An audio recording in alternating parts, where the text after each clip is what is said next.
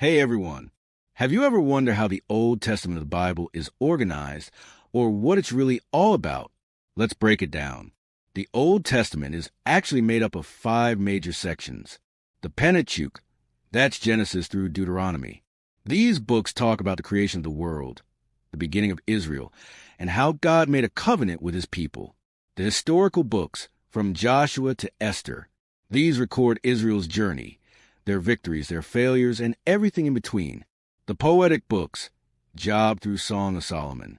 Here, we see a more personal side of God's relationship with his people, through songs, prayers, and wisdom. The major prophets, Isaiah to Daniel.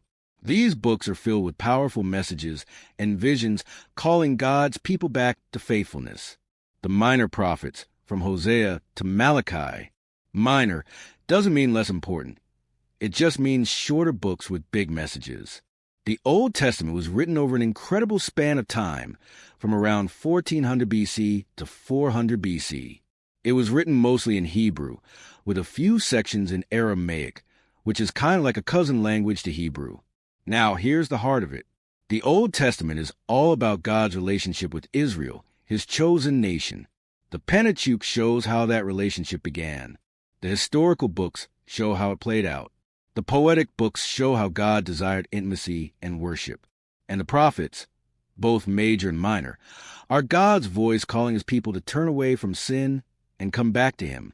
Some people hear Old Testament and think it's outdated, like it doesn't apply anymore. But that couldn't be further from the truth.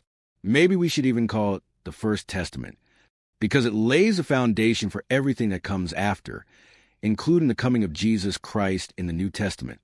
So, if you've never really studied the Old Testament before, start now.